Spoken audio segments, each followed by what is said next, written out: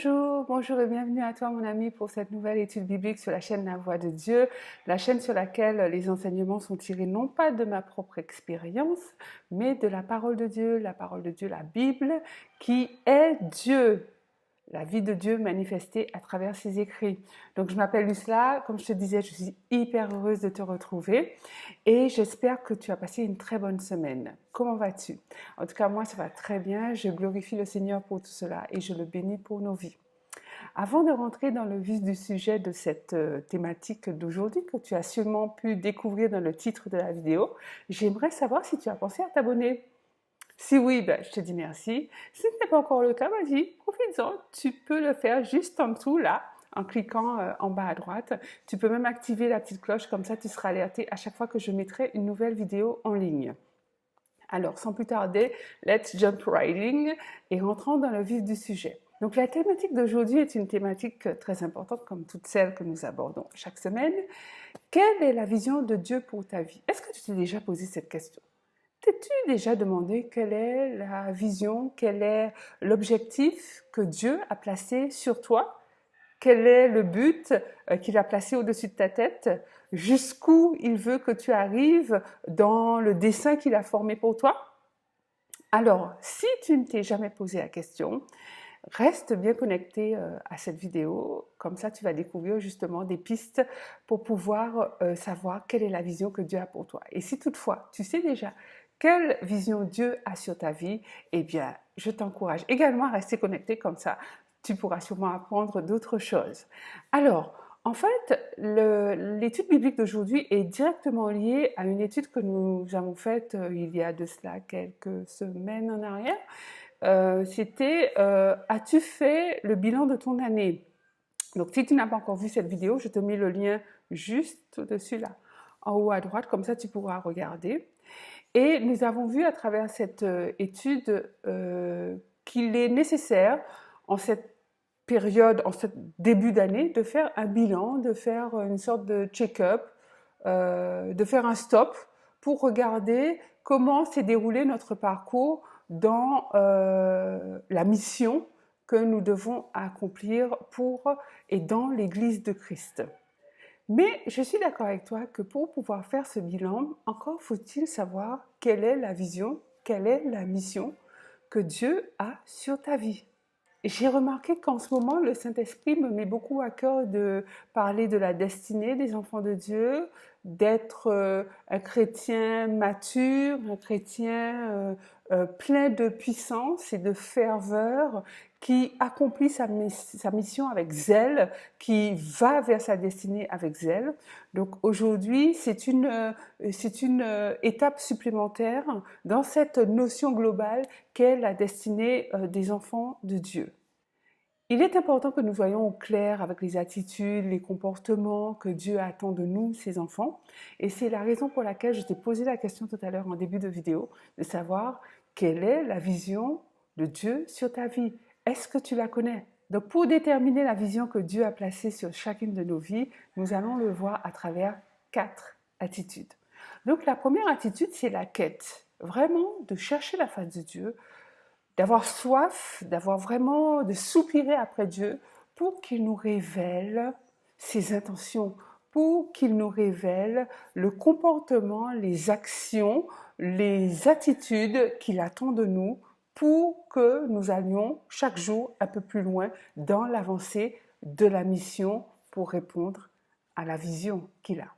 Donc nous devons absolument connaître non pas notre volonté, mais la volonté de Dieu. La volonté de Dieu, c'est ce qui prime, c'est primordial. Nous devons nous effacer pour faire place à Dieu, le laisser s'exprimer et nous manifester, nous faire connaître sa volonté pour notre vie. La deuxième attitude, c'est l'abandon.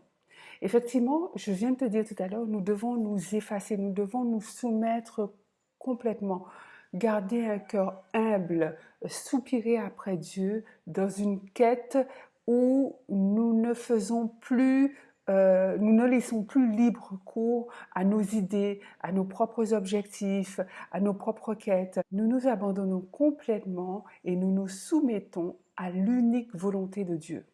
Quand je parle d'abandon, alors il y a certaines personnes qui vont dire oui, mais bon, est-ce que je dois tout abandonner? Famille, amis, patrie, biens, maison, voiture, argent, travail, etc.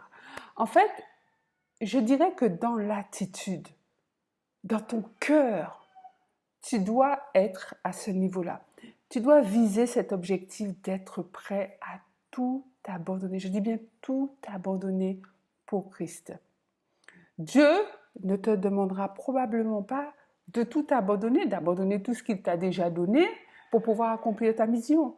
Parce que ce qu'il t'a déjà donné sert de toute manière à l'accomplissement de la mission. Mais au fond de toi, sincèrement, dans ton cœur, tu dois être rendu à ce point d'être prêt ou d'être prête à abandonner tout ce que tu as comme bien matériel, comme attache sentimentale, comme attache familiale, pour suivre Christ et répondre favorablement à la vision qu'il a sur ta vie.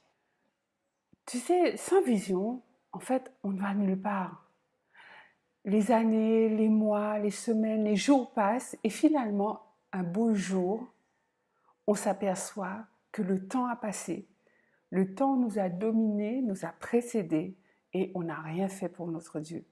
On n'a rien fait pour être ce maillon dans la chaîne des disciples de Christ. Donc la Bible nous le dit très clairement dans Proverbes chapitre 29, verset 18, que nous pouvons lire ensemble. Donc si tu veux, tu prends ta Bible, nous allons regarder ce passage ensemble. Entrons dans la parole de Dieu. Quand il n'y a pas de révélation, le peuple est sans frein. Heureux s'il observe la loi. C'est-à-dire que le peuple de Dieu doit être sans cesse à la quête, en quête de savoir ce que Dieu a à révéler, ce qu'il a à lui dire, quelles sont les annonces que Dieu a à faire. C'est important parce que tu vois que dans ce passage-là, Dieu est très clair. Sans révélation, on ne va nulle part, on ne peut aller nulle part.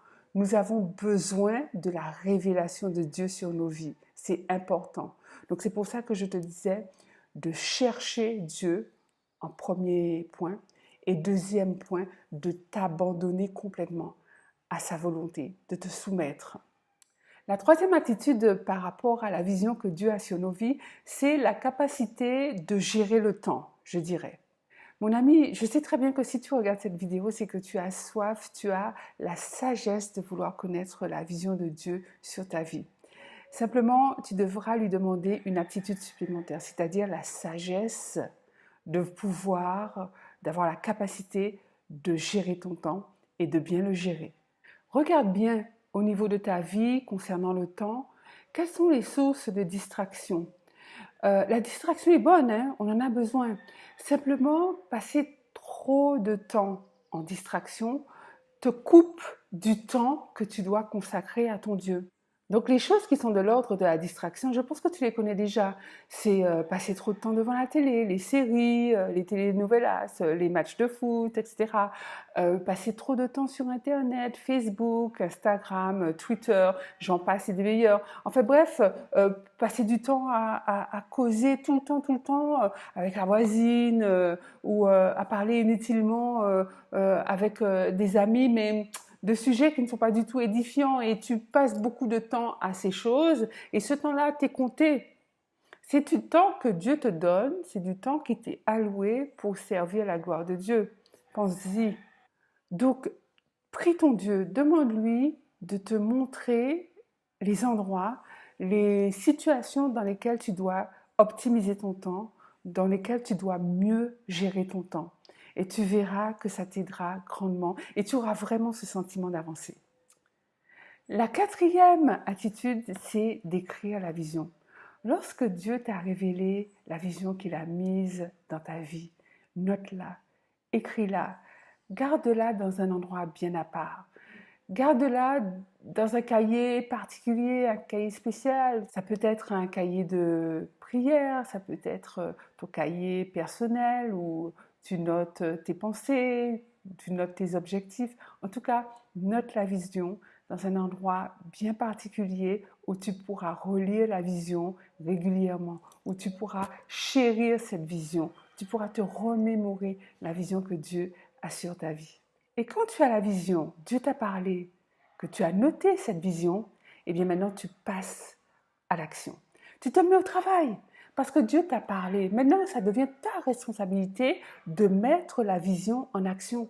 Ce n'est de la responsabilité de quiconque, ce n'est pas la responsabilité de Dieu non plus d'agir en faveur de la vision. Dieu te donne la vision et toi, tu agis. Donc ce que je te propose de faire, mon ami, c'est chaque jour un petit pas, chaque jour une action, si petite soit-elle, mais une action pour laquelle tu es sûr qu'elle agit favorablement en faveur de la vision que Dieu a sur ta vie. Voilà, donc ce sont les 4 attitudes que je voulais partager avec toi pour connaître et aller de l'avant dans la vision que Dieu a placée sur chacune de nos vies. Maintenant, si tu as des commentaires, mais n'hésite pas à les partager en bas dans la section commentaires. Je suis sûre que ça édifiera plus d'un frère, plus d'une sœur. Moi-même, je serais très très heureuse de lire tes commentaires. Si Dieu ne t'a pas encore parlé, s'il ne t'a pas encore révélé la mission qu'il a pour toi, la vision qu'il a placée sur ta vie, mais continue de le chercher, continue de chercher la face de Dieu inlassablement. Prie continuellement de manière à ce qu'il te révèle ses intentions et il te parlera. Donc sur ces bonnes paroles, je vais te souhaiter une très très très bonne semaine, une très bonne soirée, une très bonne nuit. Je ne sais pas à quel moment tu regardes cette vidéo. En tout cas, une très bonne semaine. Je te dis à très très bientôt sur la chaîne La Voix de Dieu. Pense à t'abonner. Si cette vidéo t'a aidé, t'a édifié, tu peux cliquer sur le petit pouce vers le haut. Prends soin de toi. Que tu sois béni abondamment. God bless you exceedingly. Bye bye.